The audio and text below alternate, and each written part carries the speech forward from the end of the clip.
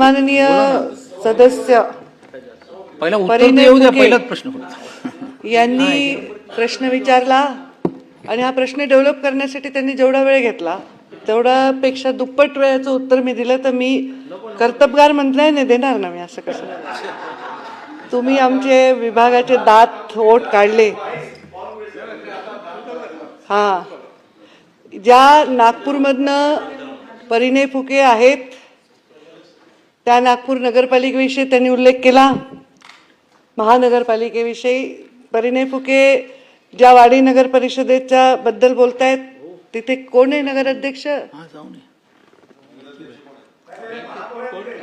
नाही नाही, नगर कोणाचे आहेत ते? पक्षाचे कोणत्या? आता नाही कसं आता, अरे ऐका तुम्ही, मग तुम्ही 2 महिने ऐका ना, त्यांना बोलू द्या. तुम्ही मला विचारलं की हे पाणी कधीपासून जाते. माझी माहिती मी तपासते पण 2 महिन्यापासून नक्की जाते.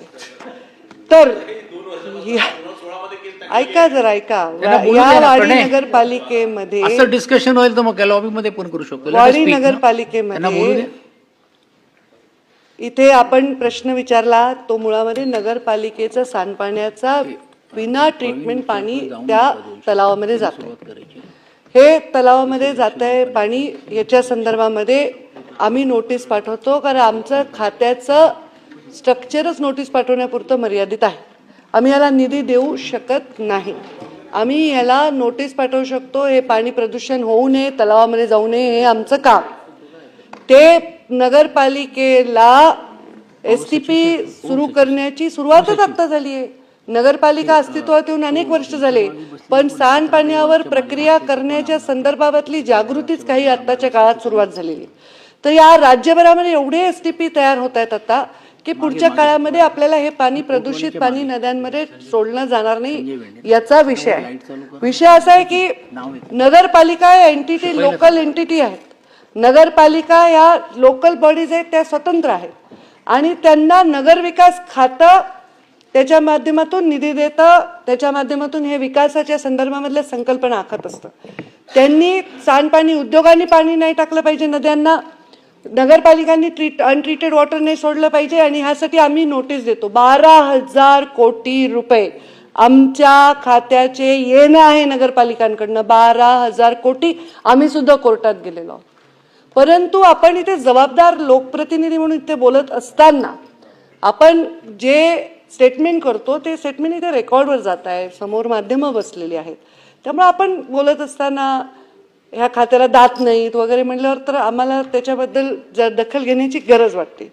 एक तर आपण नागपूर महानगरपालिकेचा विषय केला, आपण स्वतः नागपूरमधले आहात, आपण ज्या भागातले आहात तिथला विषय केला. तुम्ही जिल्हा नियोजनमध्ये बोललात, त्या जिल्हा नियोजनचे अध्यक्ष तिथले पालकमंत्री आहेत. आम्हाला तुम्ही 50 कोटी रुपये आणून द्यावे, मी तर चेअरला बोलणार ना. आम्हाला तुम्ही 50 कोटी रुपये, 40 कोटी रुपये जिल्हा नियोजनच्या माध्यमातून निधी उपलब्ध करून द्यावा. हा तलाव मी साफ करून या सभागृहाला आनंद वाटेल असं काम करू शकते. आता आमच्याकडे निधीचा अभाव आहे. सरोवराची माझी एक योजना आहे, त्याला या पुरवणी मागण्यामध्ये 0 रुपये मिळालेले आहेत. तर आम्ही काम कसं करणार? आणि आमचं काम काय? आमचं काम नोटीस देणं आहे. अधिकारी आमचा काय करू शकतो? तो नोटीस देऊ शकतो. सकाळी एक जण लोकप्रतिनिधी म्हटलं की नोटीस देणार आणि पैसे काढणार. आता हे म्हणतात नोटीस देणार नाही, असं नाही चालणार. आपल्याला ह्या सगळ्यांना मिळून हे काम करायची गरज आहे. आता इथे अर्बन डेव्हलपमेंट विभागाने यामध्ये STPचा निर्णय घेतलेला आहे. ह्याच्यामध्ये त्यांनी सांगितलं बरंच सांगितलं ते नगरसेवक असताना काय केलं तिथपासून आजपर्यंत. पण 11 MLDचे STP इथे मंजूर आहे. त्याचं जवळपास 86% काम पूर्ण झालेलं आहे आणि ते जे आमचं हे आहे STP आहे तो 30 ऑगस्ट 2026 पर्यंत ते काम पूर्ण होणार आहे. मग आता हे STPला काम होण्यासाठी 1.5 ते 2 वर्ष लागतं STP उभारण्यासाठी आणि ते काम पूर्ण होईल. त्यामुळे हे सांडपाणी ट्रीटेड होऊन मग तलावात सोडलं जाईल. या तलावातून आपण इथून हिंगणा MIDC ते पाणी उचलते. ती हिंगणा MIDC त्यांच्याकडे ते पाणी ट्रीट करते कारण ते अत्यंत पोल्युटेड पाणी आहे, ह्याच्यात काहीच वाद नाही. ते ट्रीट केल्यानंतर ती हिंगणा MIDC ते पाणी तिथल्या उद्योगाला देते. उलट त्यांचीच तक्रार आता आहे की एवढं पोल्युटेड पाणी आहे या नगरपालिकेमुळे की आम्हाला ते पाणी ट्रीट करण्यासाठी अडचण होते. म्हणजे अशी परिस्थिती, म्हणजे MIDCनी व्यवस्था लावली, उद्योग विभागाचं आणि आमचं कर्तव्य जॉईंटली आम्ही ते केलेलं आहे. पण नगरपालिकेच्या या व्यवस्था होण्यासाठी या पूर्ण राज्याला 2-3 वर्ष अजून वाट बघावेच लागणार आहे. 46% पाणी फक्त आपण ट्रीट करतो आणि हे चुकीचं आहे, अक्षम्य आहे, ठीक आहे, पण याच्याबद्दलची जागृती अशातच सुरू झालेली. त्यामुळे हे असं इथे केलेलं आहे. आता हे तुम्ही मला जो स्पेसिफिक प्रश्न विचारला ते काम 30 ऑगस्टपर्यंत सुरू होईल. त्याचबरोबर मला इथे माझ्या अधिकाऱ्यांनी काही हेळसांड केली असं कुठेही नजर नाही आली. त्यांनी नोटीस दिलेली आहे, त्यांनी वेळोवेळी भेट दिलेली आहे.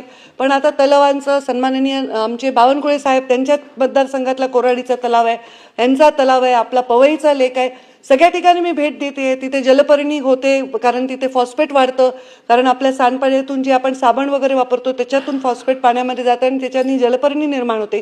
आता ही जी केस त्यांनी उल्लेख केला ना, त्याचा या पर्यावरणाचा विषय नाही.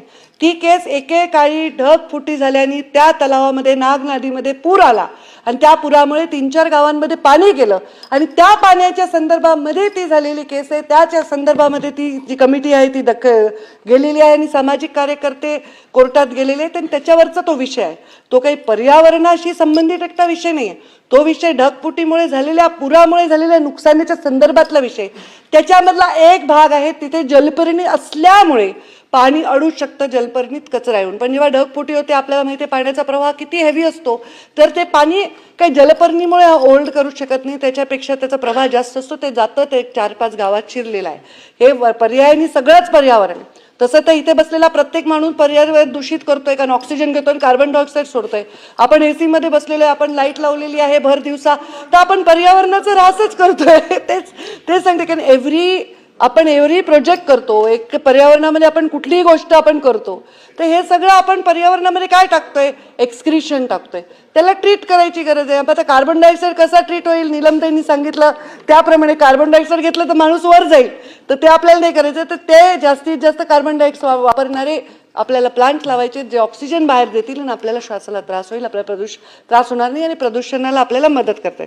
त्यामुळे आम्ही हे सगळे उपाययोजना केलेल्या आहेत. पण एका विभागाचं हे काम नाही, हे अनेक विभागांचं मिळून काम आहे, संयुक्त विद्यमाने करायचं. आणि नागपूरमध्ये स्वतः सन्माननीय मुख्यमंत्री आहेत, स्वतः बावनकुळे साहेब पालकमंत्री आहेत, तर या त्यांच्या स्वतःच्या अडचण निर्माण झाली, तर यांनी जर ठरवलं तर या राज्याला काही निधीची कमी पडू शकत नाही.